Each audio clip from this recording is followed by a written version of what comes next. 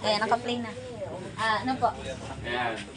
Okay, sa pag-about salvation, sa una, no, sasabihin mo na Buhay na yan. ito Pinatin na.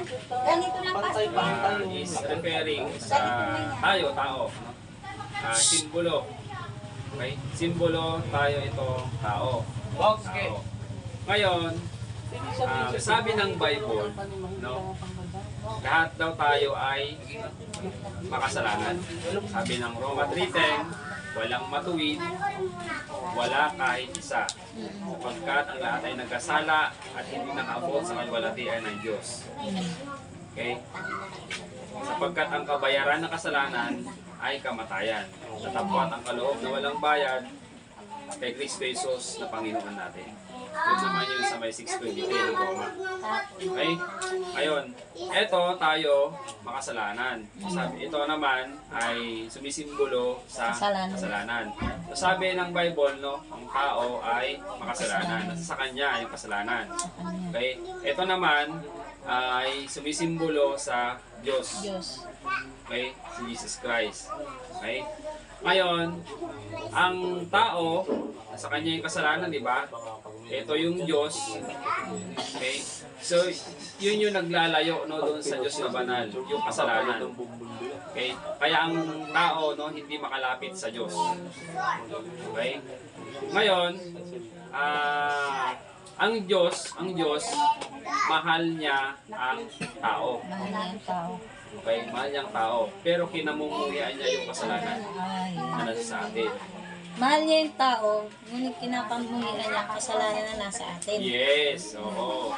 Ngayon, ang ginawa, no, ng Diyos, no, sinugo niya yung kanyang bugtong na anak.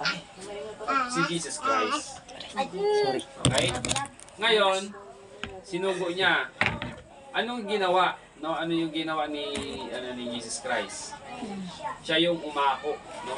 Yung sa kasalanan na utang natin sa Diyos na hindi natin kayang bayaran. Okay? So yung kasalanan na sa atin, kinuha niya. Sa papaanong paraan. Okay, yun yung gospel. Yun yung gospel. Ano ba yung ginawa ni Jesus Christ? Siya yung namatay doon sa krus, nilibing. Ikatlong araw ay nabuhay ng maguli. Lahat ng yung ginawa niya para sa kabayaran ng ating mga kasalanan. Okay? Yun yung kasalanan ngayon na nasa sa atin, kinuha niya na. Pinako niya na doon sa krus. Okay? Ngayon, ang kasalanan, na. Diba? Kinuha na niya no?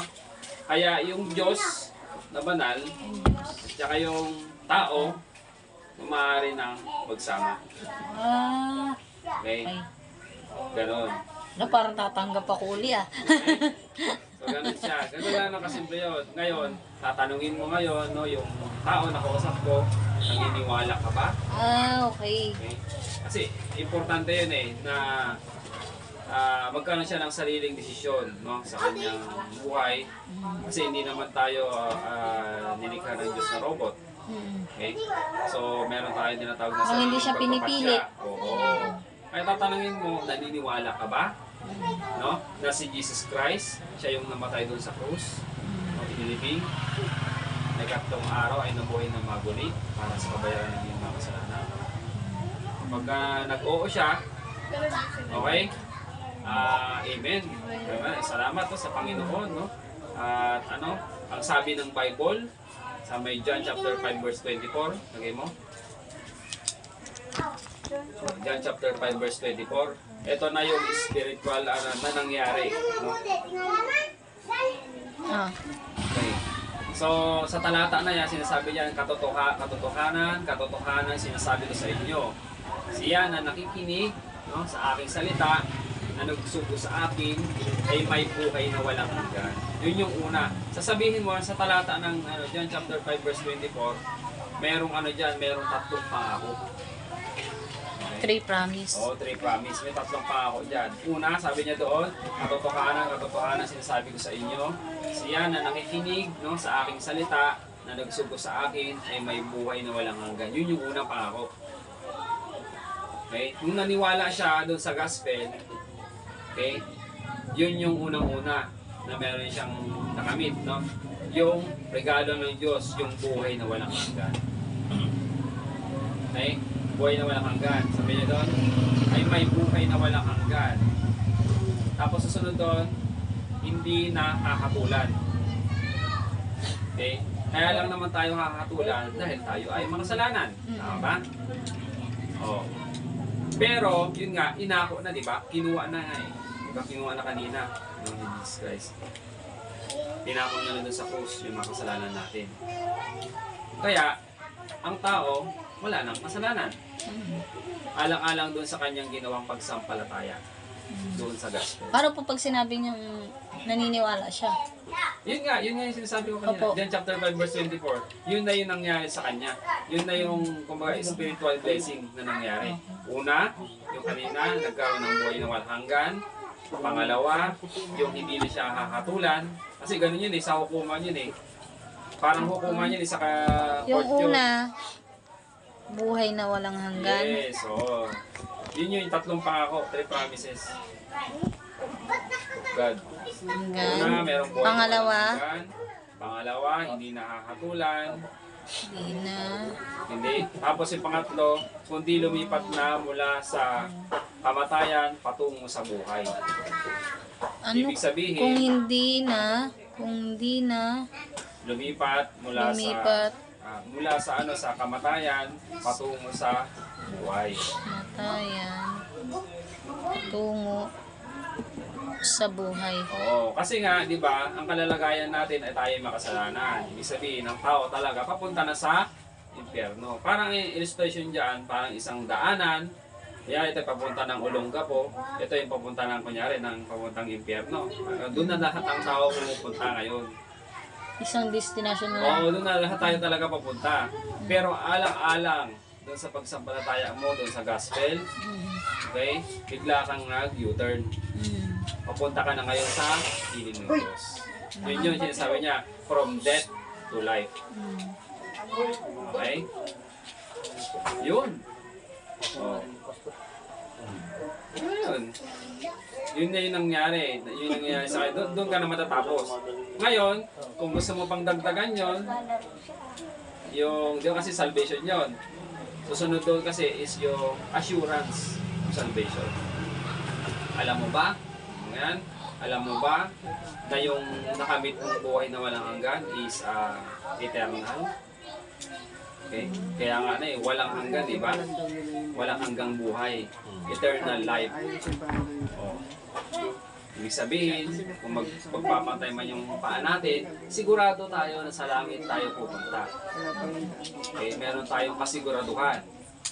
Okay? Meron tayong assurance. Kasi sabi niya, itataka na sasabihin dyan.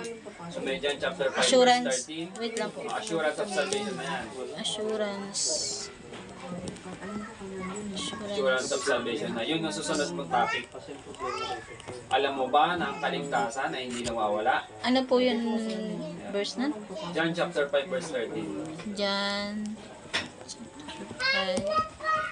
5:13. Oo. Sabi mo ngayon, alam mo ba na ang kaligtasan na nakamit mo ngayon ay hindi mawawala? Okay? May kasiguraduhan. Kaya yun, assurance eh. Assurance of salvation. May kasiguraduhan. Sabi niya dyan, sa John chapter 5 verse 13, sabi niya doon, ang mga bagay na ito ay sinasabi ko sa inyo upang inyong maalaman, nagbibigay alam. Kasi ang susulatan si Apostle Pablo.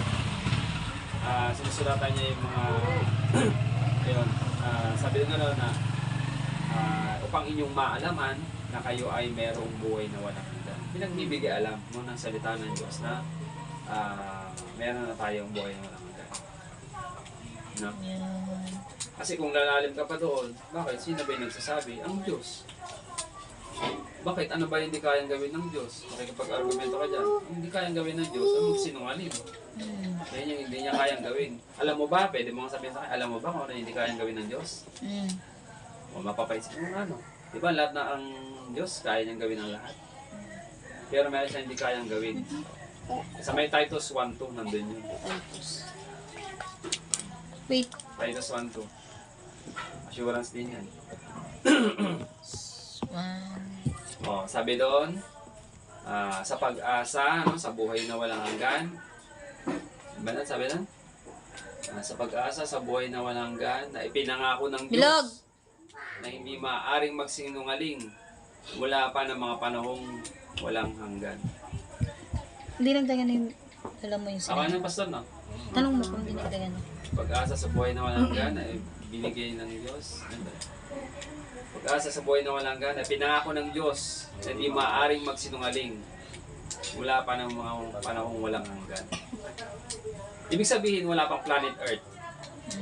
Yun na, wala pang planet Earth, pinangako na ng Diyos yung buhay na walang hanggan. Diba? Paano mawawala? Diba? At sino ba yung nangangako? Diba? Ang Diyos na hindi makakapagsinungaling. Ang galing talaga ninyo. Parang bumalik ako sa umpisa. Hindi ba tumanggap uli? Diba?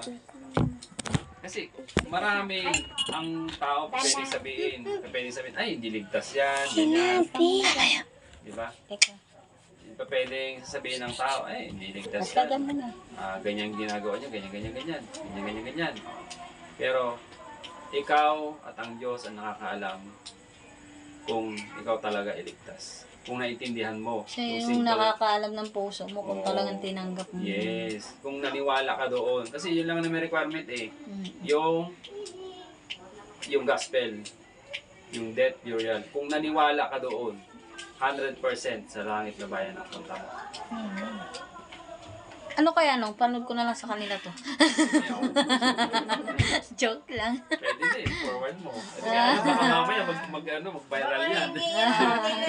Baka mamaya post nila sa basta Wala na akong sinabi nyo naman na dyan,